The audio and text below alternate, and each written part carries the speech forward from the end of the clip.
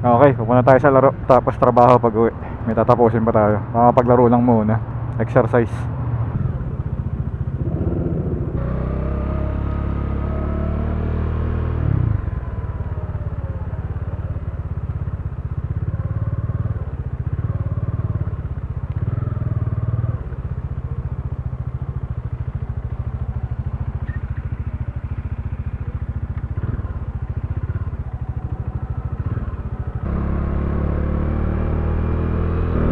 Akala ko nakaulan, doon lang pala sa building na yun, basa pa tayo.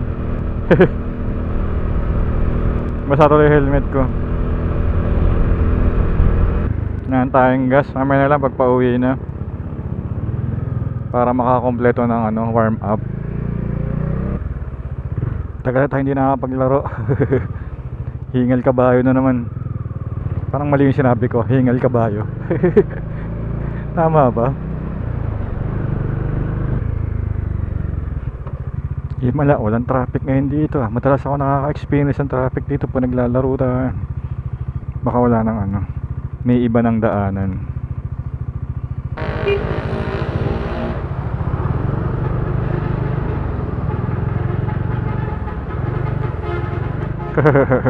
Ayun yung busina na sinasayawan ng mga sa Facebook, sa mga videos.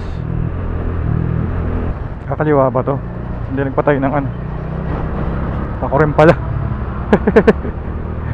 Sabi ko hindi siya nagpatay ng signal light, ako rin pala.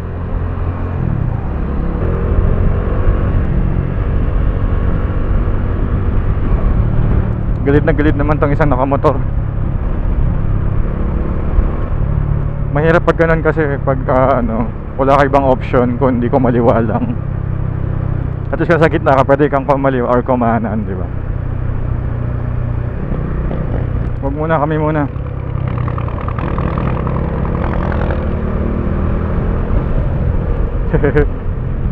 Makasarili. Gusto mo ikaw lagi nauuna. Konti lang naman yung pagitan natin dito sa unahan eh.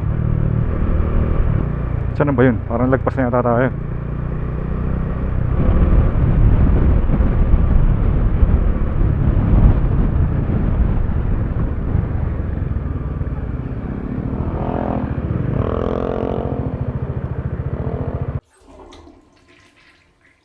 Ingat! Okay, katatapos maglaro. Sarap maglaro talaga, kaso ang hirap umuwi. Pagod, ang hirap magmaneho. Wala na naman tayo sa condition. Naubos na naman yung naipon nating resistensya. Pero okay din, exercise yan. Tapos trabaho. Tapos tulog. Dami pa rin sakyan talaga dito sa Boni. Hindi, pala to? Show. Crossing. Mapagas na pala tayo. Oo, lubak-lubak pala yun.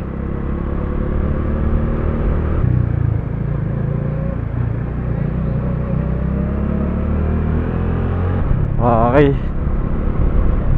Tagal-tagal tayo hindi nakadaan dito. Shell, gusto ko Shell.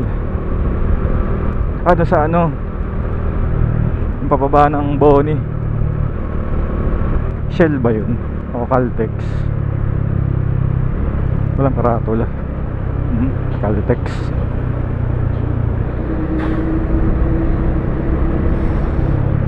Kanan ba to?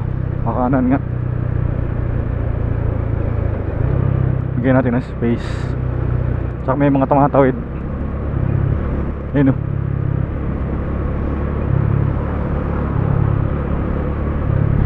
tayo. Dito tayo sa may kanan pumasok. Hindi pa ako nakapagpagas dito sa gas station dito eh. Alam ko Shell yun eh.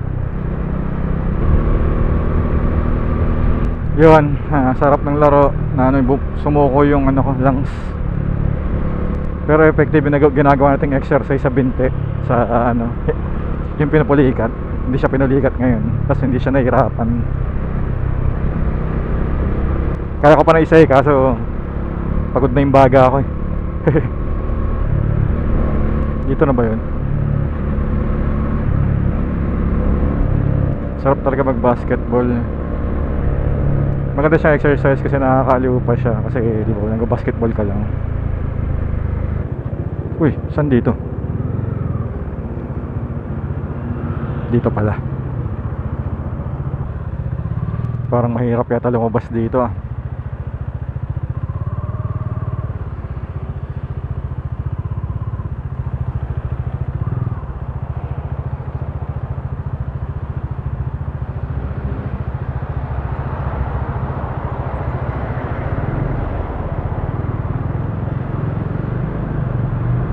Okay. Tuloy ang ligaya. Magandang pagas dyan, kaunti lang nagpapagasolina.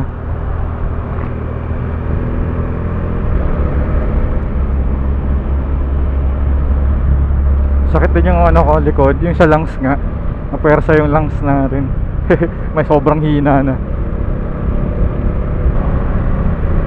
Oh, ba't basa dito?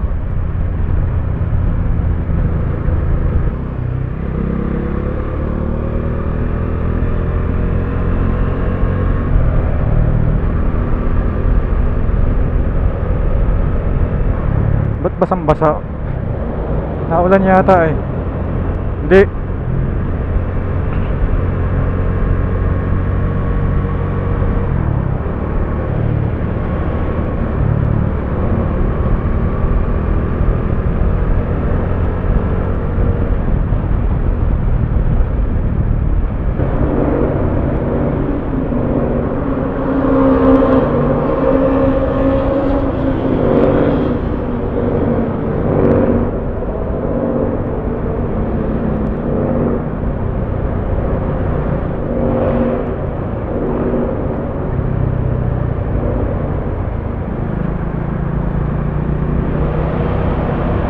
Okay.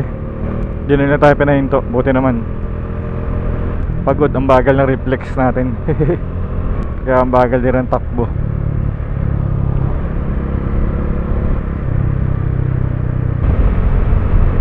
Hindi umuulan pero nababasa yung ano natin, yung visor. Kasi doon sa mga gulong nila basa kasi yung sahig. Parang nag-i-spray. Uy, nakala ko ano, baka magpipintura sila dyan. No, magpipintura na nga.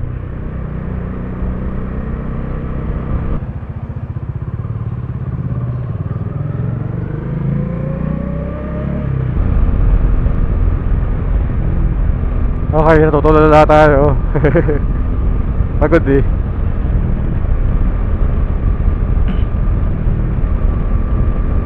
Kaya dahan-dahan lang. Hindi naman kailangan magmadali.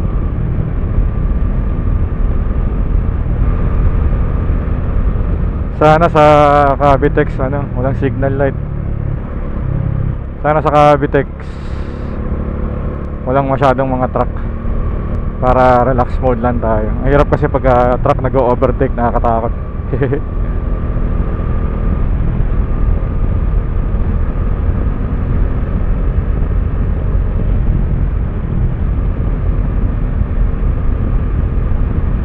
Dito toyo. Nice. Sana sa Cavite hindi rin naulan. Sa Imos.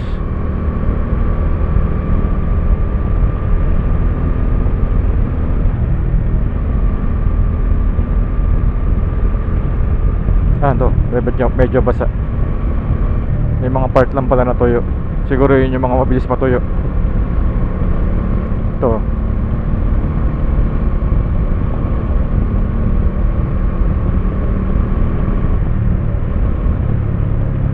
Head check. Isa pa. Hindi na mababad trip yung instructor natin sa ano yan, Honda. Doon ako nakakakuha ng demerit sa final exam. Hindi ako nag-head check. Nag-head check naman ako. Tsaka sa signal light. Ina-apil ako pa eh. Sabi nga nila, pasado ka na nga, apila mo pa. Kasi ano, yung signal light pagkakanan, Nagkakanan ulit ako, hindi ko na pinapatay. Nakakalimutan ko daw. Sabi ko hindi ko nakakalimutan. Kakanan ulit ako eh. Hindi, dapat pinapatay yun kasi nakakalito yun sa mga ibang sasakyan. So, medyo mahirap din yung yung finals doon na parang exam. Practical siya. May ituturo sa inyong route dun sa kalsada nila, kung ano yung una mong dadaanan, kung sa kaliliko. Lahat ng tinuro i-apply mo eh. Pati yung hanging, yung sa tulay, hihinto ka sa pataas, tapos arangkada ka. Hindi maarangkada, andar ka pagka tapos mo huminto sa tulay. Tapos pag pababa, bawal ka pumreno. Yung pag-aakyat mo sa tulay, kasi parang hill. Pag pababa naman, bawal kang pumreno. Ay hindi, pero pumreno, bawal mag-clutch. Kailangan naka-engine brake ka dun pababa. Takot, yun yung nahihirapan ako, natatakot ako eh. Kaya nadala ko yun eh, nung nag-ano na tayo, nagmamotor na tayo sa kalsada. Kaya ganyan, mag-slow down. Una yung clutch, na tuloy yung clutch ko doon, parang bumababa. Pagka umiinit yung clutch, bumababa yung clutch. Kaya hirap doon sa isang motor natin. Pero natuto na ako. Sa traffic kasi bababa talaga kasi clutch ka ng clutch, diba? Pero dito ako kay Sumi, kay Dominar, hindi ko siya naranasan na bumababa yung clutch kahit traffic. Hindi ko alam kung bakit ganun. Magkaiba ba sila ng clutch? Kaiba ng style? Eh alam ko parehas lang yun. Kailangan engine brake, natutunan ko yun. Pero hindi agad. Kagaya ganyan, no? Pag ito, dati nagka-clutch ako kagad yan, para free wheel. Pero hindi yun dapat. Kasi lalo na pag nagpa-practice ka ng emergency braking. Kasi yung teka lang, last week pa ako nag-load. Ma'am, may sira ba yung system? May sira yung system? O yung sa akin lang? Okay, salamat. Akala ko may problema yung system, sa akin lang pala. Tumawag daw sa customer service. Buti tinanong ko. Yan na yung mga truck na sinasabi ko. Ayoko naman ng 60 lang. Mas maganda yung fuel consumption ko pag 90 eh. Unahan na nga natin to.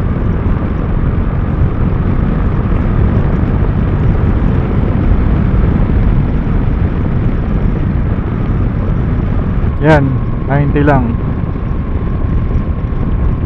Magte-test nga tayo ulit ng fuel consumption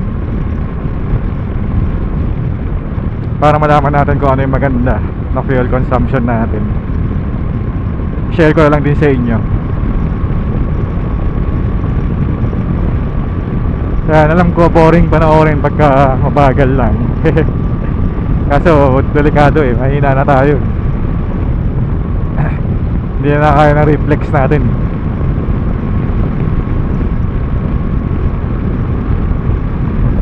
Kung meron doon, slow down nga tayo.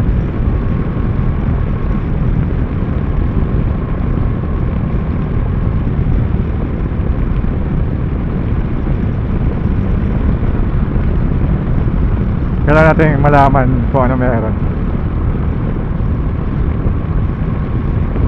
Ano overtake ng mga malikot sila dun eh. Napansin ko. Ano overtake nila yung ambulansya.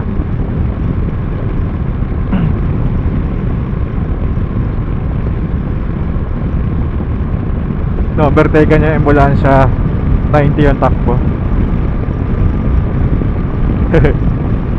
Hindi naman pala truck, house van. Pero truck na din.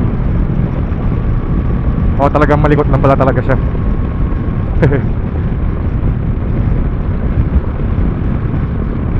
Kasi pag truck dito sa kanan eh, mas madali masira yung kalsada, di ba, pagka puro truck.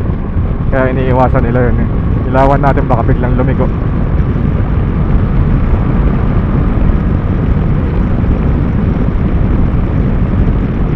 kanan lang tayo. May ano yung mabilis.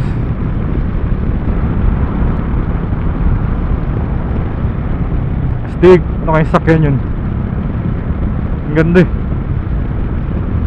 Parang yung ano, sasakyan ng mga rapper sa US.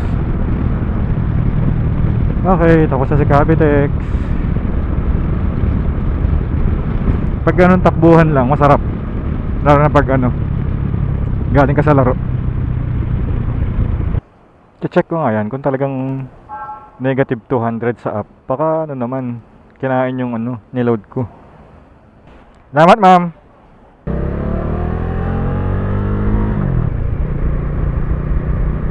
Pwede akong mag-high. Wala siya side mirror eh. Hindi siya masisilaw. May truck sa likod natin. Baka ano tayo, signal light na tayo. Malayo pa lang signal light na. Para malaman niya na kakaliwa tayo. O diba? Mabilis yung mga truck na yun. Lalo na yung mga ano, pag naghihintay ako dito, may tiyempo ako makapasok. Pag matagal ako dyan, yung parang ano, yung parang mga trailer, ang bibilis, nakakatakot eh. Ito, Numan Resto Bar. Oops, aso.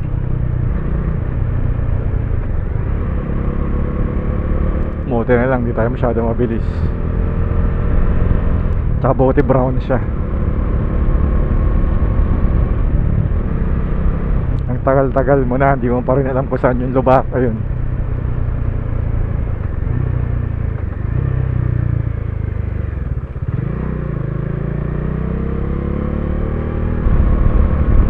Bilis din ang biyahe natin. Kahit mabagal ang takbo natin. Kahit naman bilis ako, ganun pa rin yung oras eh. Alala nyo yung dating nating video, sinundo natin si Mrs. 75 lang takbuhan natin. 45 minutes pa din eh. Ikaw minsan nagmamadali ako umuwi, binibilis ako, 45 minutes pa rin yung takbo, ano ko eh, oras ko eh, kahit binibilisan ko. Baka dahil dire-diretso kasi ano yun eh, holiday. Binabagalan ko kasi masyado tayong maaga umalis. Tinesting na rin natin kung gaano katagal. So yung takbong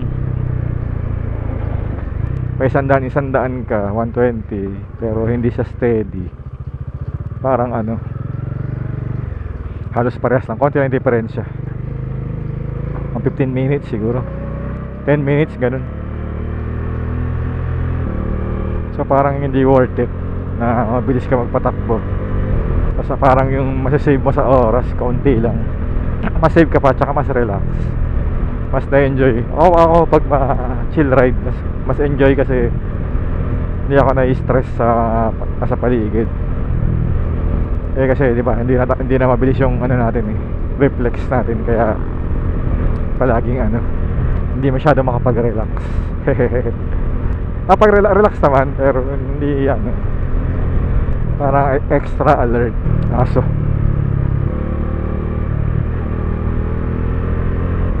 Isa pa.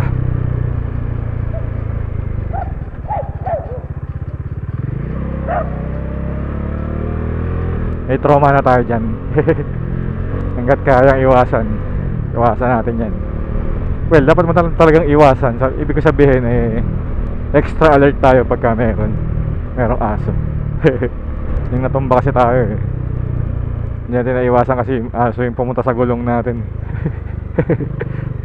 Naisip ko kasi nun, basta ano, tawag dito, diretso yung manabela ko. Tsaka hindi ako nag full stop. Dapat pinull stop ko na lang para nabunggo lang sila sa gulong. Eh, ginagalang ko lang, parang ano lang, para akala ko ano lang eh, di sila diretso sa gulong. Dumiretso. Ay basa, mahirapan tayo rito, maputik doon sa dulo. Pero okay lang, hindi naman maputik yun. Parang buhangin na ano siya. Hindi ko alam kung ano nakalagay dun, parang buhangin na ano. Hindi siya, walang masyadong epekto yung tubig, hindi siya nagpuputik. Pero syempre dahan-dahan. Ay ko, ang taas pala yun. Hindi pwede masyadong matagtag yung ano ko eh, laman loob ko sa tiyan eh. Yung laro tayo eh, parang ano eh. Medyo masakit yung laman loob natin eh. Tuyo naman dito. Oops, may palaka. Isa pa yung mga palaka na yan, tumatalon sila sa gulong. Siguro tumatalo na nila yung ano, ilaw. Kasi experience ko lalo nung pag maulan dito, nakita mo yung palaka, nasa gilid siya. Kung sa di ba diretso ka lang, malayo siya. Parang tumatalon sila sa gulong mo mismo. Pansin ko lang. Siguro akala nila insekto, kaya tumatalon sila.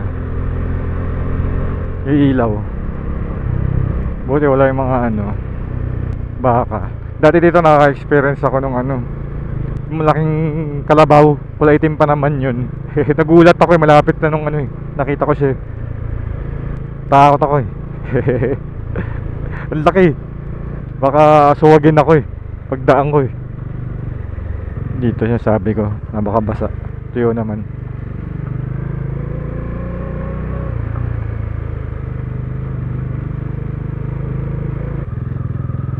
Lumudulas yung likod.